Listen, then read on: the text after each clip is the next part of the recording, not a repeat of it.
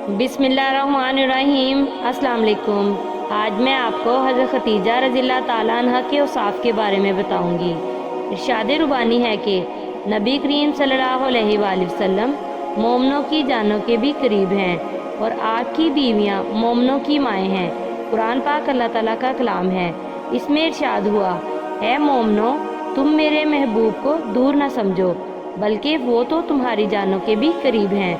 वो तो तुम्हारी जानों के मालिक हैं, वो तो तुम्हारी जानों से भी ज़्यादा प्यारे हैं। और फिर इरशाद हुआ, मेरे रसूल की जो बीवियां हैं वो कोई आम औरतें नहीं, बल्कि तमाम मोमनों की माएँ हैं। और माँ का रुतबा इतना बुलंद है कि फरमाया, जन्नत माँ के कदमों के नीचे है। और इरशाद रुबानी है, उनको उफ तक मत कहो और ना ही झिड़को। एक बात और साबित हुई कि नबी की बीवियां अगर मोमनों की माएँ हैं तो नबी वालिद का दर्जा रखते हैं। रसूल खुदा तो अल्लाह ताला के प्यारे महबूब हैं और सारी उम्मत के लिए उनकी बीवियां माँ का दर्जा रखती हैं। हज़रत खतीजतुल कुबरा रज़ी अल्लाह ताला अन्हा, हज़रत हिफ्सा रज़ी अल्लाह ताला अन्हा, हज़रत सौदा रज़ी अल्लाह ताला अन्हा, हज़रत उम्मे सलमा रज़ी अल्लाह ताला अन्हा, हज़रत आयशा सदीक़ा रज़ी अल्लाह ताला अन्हा, हज़रत सफ़िया रज़ी अल्लाह ताला अन्हा, हज़रत उम्मे हबीबा रज़ी अल्लाह ताला अन्हा, हज़रत ज़ैनब बिनते खज़ीमा रज़ी अल्लाह ताला अन्हा, हज़रत मैमूना रज़ी अल्लाह ताला अन्हा, हज़रत ज़ैनब रज़ी अल्लाह ताला अन्हा बिनते जहश, हज़रत जुवेरिया रज़ी अल्लाह ताला अन्हा, ये सब उम्मुल मोमिनीन हैं। हुज़ूर सल्लल्लाहु अलैहि वसल्लम की सहाबियात हैं।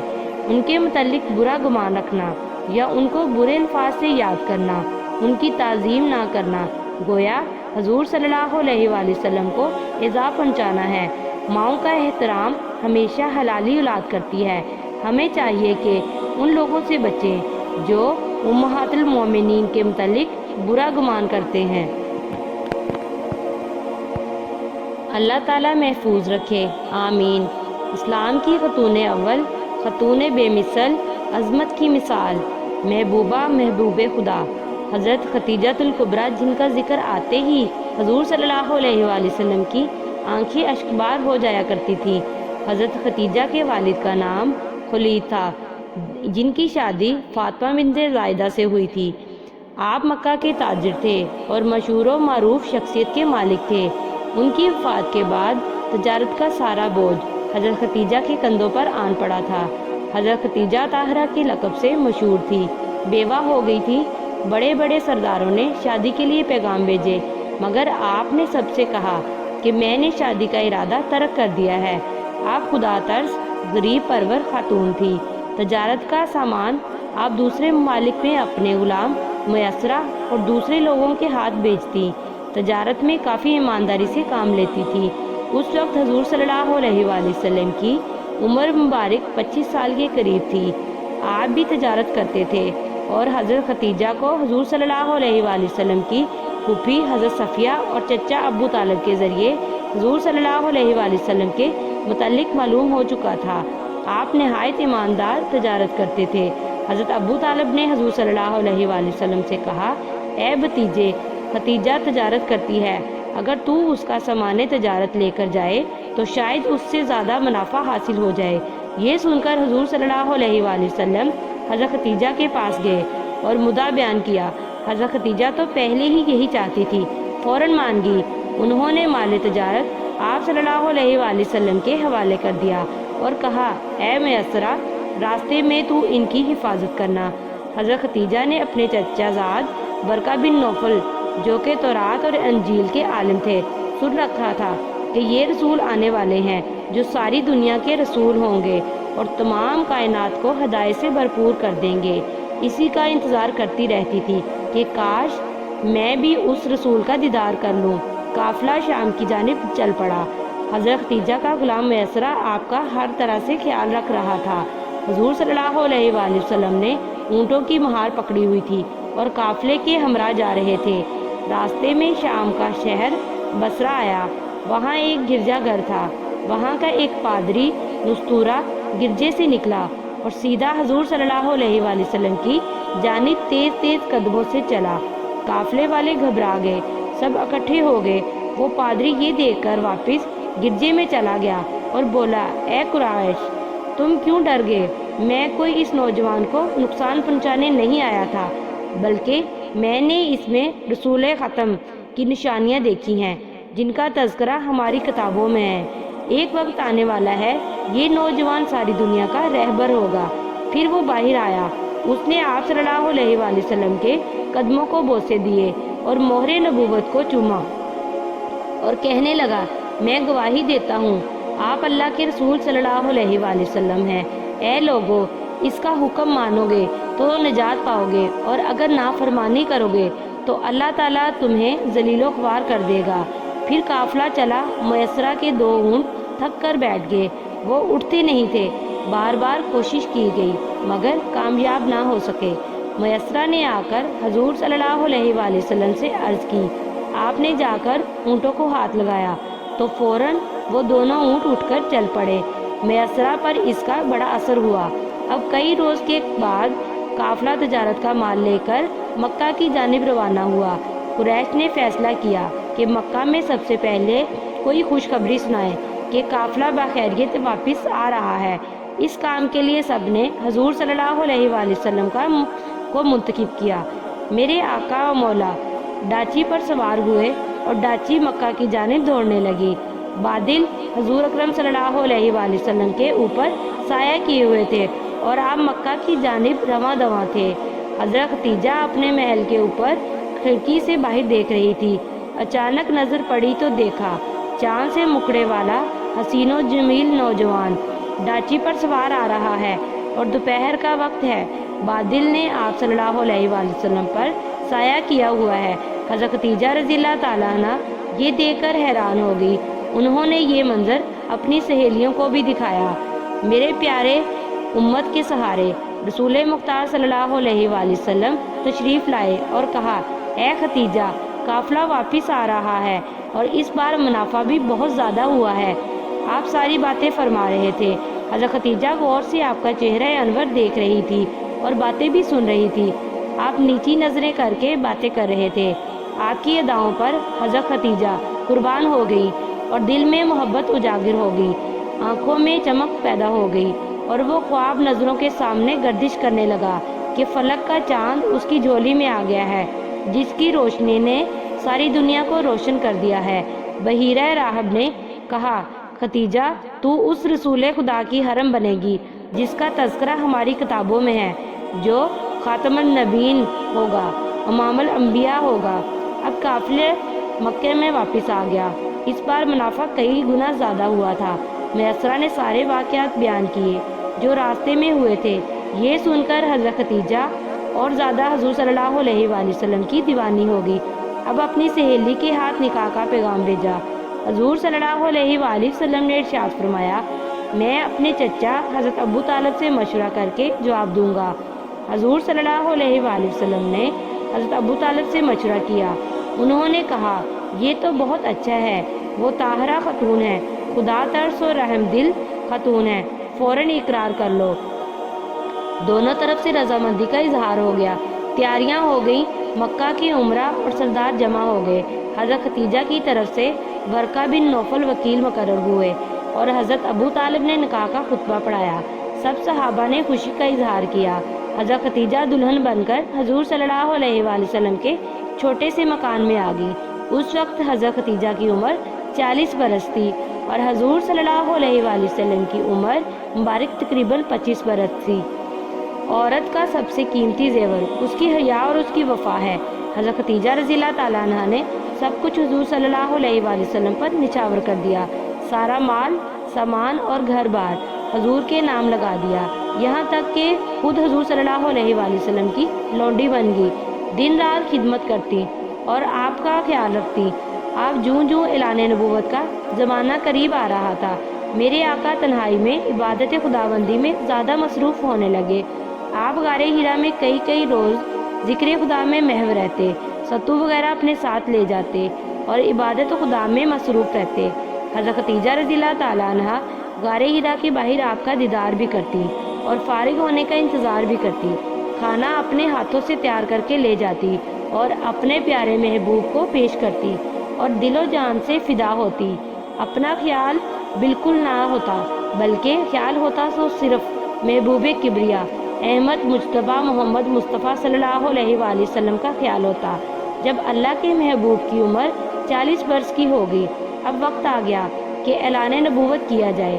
آپ غار ہرا میں عبادت خداوندی میں مصروف تھے کہ حضرت جبرائیل علیہ السلام حاضر خدمت ہوئے اور اللہ تعالیٰ کا سلام دیا اور پیغام خداوندی سنایا۔ کہا اقرا، پڑھیے۔ آپ نے فرمایا ما آنا بقاری، میں پڑھنے والا نہیں ہوں، یعنی جبرائیل تو مجھے پڑھائے گا، میں پڑھنے والا نہیں ہوں بلکہ پڑھانے والا ہوں۔ حضرت جبرائیل علیہ السلام نے عرض کیا یا رسول اللہ صلی اللہ علیہ وآلہ وسلم، یہ پیغام رب العالمین ہے، اس کے نام کا واسطہ دہرائیے۔ اقرا بسمی ربک الذی خلق، پڑھیے اپنے رب کے نام جس نے پیدا کیا۔ پھر حضور صلی اللہ علیہ وآلہ وسلم نے چند آیات کی تلاوت کی، آپ پر وجد طاری ہو گیا۔ آپ نے جبرائیل کو انسانی نورانی صورت میں دیکھا اور خوش ہو گئے۔ جب آپ واپس آئے تو سب سے پہلے اپنی شریک حیات حضرت خدیجہ الکبریٰ رضی اللہ تعالیٰ عنہ سے بات کی کہ میرے پاس جبرائیل علیہ السلام آئے، انہوں نے اللہ تعالیٰ کا پیغام سنایا ہے۔ حضرت خدیجہ پر پرمسرت ہو گئی اور آپ کے قدموں کو بوسے دینے لگی اور عرض کیا اے میرے سرتاج، آپ غریبوں کے سہارے، یتیموں کے مسیحا، بے سہاروں کا آسرا ہیں۔ اللہ تعالیٰ آپ کو تنہا نہیں چھوڑے گا، بے شک آپ ہی اللہ تعالیٰ کے پسندیدہ رسول ہیں۔ اب چند دنوں کے بعد جبرائیل علیہ السلام پھر آئے اور پیغام خدا سنایا۔ اے چادر والو، کھڑے ہو جاؤ اور ڈر سناؤ اور اپنے رب کی بڑائی کرو۔ پیارے رسول اکرم حضرت محمد صلی اللہ علیہ وآلہ وسلم سیدھے گھر تشریف لائے اور فرمایا اے خدیجہ، تم کہاں ہو؟ حضرت خدیجہ آٹا گوندھ رہی تھی، ہاتھوں کو آٹا لگا ہوا تھا، اسی حالت میں دوڑی ہوئی آئیں اور عرض کیا لبیک یا سیدی، اے میرے آقا میں حاضر ہوں، ارشاد فرمائیے کیا خدمت کروں؟ حضور دو عالم صلی اللہ علیہ وآلہ وسلم نے فرمایا اے خدیجہ، اللہ تعالیٰ نے مجھے اپنا رسول بنایا ہے اور حکم دیا ہے کہ لوگوں کو اسلام کی دعوت دوں۔ اب سوچتا ہوں کہ کون میری دعوت پر لبیک کہے گا، کون اسلام کو مانے گا، کون میرا ساتھ دے گا۔ یہ سنا تو فوراً حضرت خدیجہ جھکی اور قدموں میں گر گئی اور پکار اٹھی یا رسول اللہ صلی اللہ علیہ وآلہ وسلم، میں قربان، میری جان قربان، میں سب سے پہلے کہتی ہوں لا الہ الا اللہ محمد رسول اللہ۔ اسلام کی خاتون اول حضرت خدیجہ پر میری جان قربان ہو، ان کے قدموں پر سارا جہان قربان ہو۔ حضور صلی اللہ علیہ وآلہ وسلم پر ایمان لانے والی سب سے پہلی عورت حضرت خدیجہ تھی، جس پر اللہ نے سلام کہا۔ فرمایا اے جبرائیل، جاؤ خدیجہ کو میری طرف سے سلام پہنچاؤ کہ آفرین صد آفرین، تیرے ایمان مثالی پر رب العزت کا سلام ہو۔ حضرت خدیجہ ایک مثالی عورت ہی نہیں بلکہ ایک مثالی بیوی بھی تھی، مثالی ماں بھی تھی اور مثالی مومنہ بھی تھی۔ ہر مقام ہر رسول اللہ صلی اللہ علیہ وآلہ وسلم کا ساتھ دیا، اپنے مال اور جان سے قربانی دی، 15 غلاموں کو آزاد کر کے مکان خرید کر دیے جو مسلمان ہو چکے تھے۔ حفیظ کندی جو کہ یمن کا تاجر تھا، ایک مرتبہ وہ مکہ میں آیا ہوا تھا۔ اس نے رات کے وقت خانہ کعبہ کے پاس ایک نوجوان کو دیکھا۔ وہ نوجوان نہایت حسین و جمیل تھا۔ پھر ایک 13 سال کا لڑکا آیا جو اس نوجوان کے پیچھے کھڑا ہو گیا۔ اتنے میں ایک عورت سفید لباس اوڑھے آئی اور لڑکے کے ساتھ نوجوان کے پیچھے کھڑی ہو گئی اور تینوں نے نماز ادا کی۔ جب نوجوان نے رکوع کیا تو دونوں نے رکوع کیا، جب سجدہ کیا تو دونوں نے بھی سجدہ کیا۔ یہ دیکھ کر عفیف کندی حیران رہ گیا۔ اس نے آپ کے چچا حضرت عباس سے پوچھا یہ کون ہے؟ حضرت ابن عباس ابھی ایمان نہیں لائے تھے۔ انہوں نے کہا یہ نوجوان میرا بھتیجا ہے جو اپنے آپ کو اللہ کا رسول کہتا ہے، اور وہ لڑکا ابو طالب کا بیٹا علی ہے، وہ عورت اس کی بیوی خدیجہ ہے جو ایمان لا چکی ہے۔ یہ لوگ بتوں کو چھوڑ کر ایک اللہ کو مانتے ہیں اور اسی کی عبادت کرتے ہیں۔ سب سے پہلی نماز حضرت خدیجہ اور حضرت علی نے ادا کی، اور وہ بھی حضور صلی اللہ علیہ وآلہ وسلم کی امامت میں ادا کی۔ سبحان اللہ، کیسا منظر ہوگا! نماز ادا ہو رہی تھی اور فرشتے افلاق سے دیکھ دیکھ کر خوش ہو رہے تھے۔ اللہ تعالیٰ بھی ان پر اپنی رحمتیں نازل کر رہا تھا۔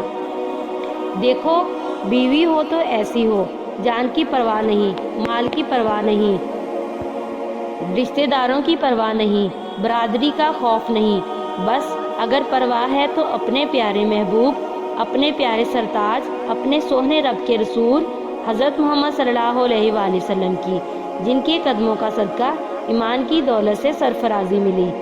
کفار مکہ نے دیکھا کہ دین اسلام کے ماننے والے زیادہ ہو رہے ہیں تو وہ سب اکٹھے ہو گئے اور بولے بنو ہاشم کا بائیکاٹ کرو، اس طرح وہ تنگ آ کر دین چھوڑ دیں گے یا اپنے بھتیجے محمد کو ہمارے حوالے کر دیں۔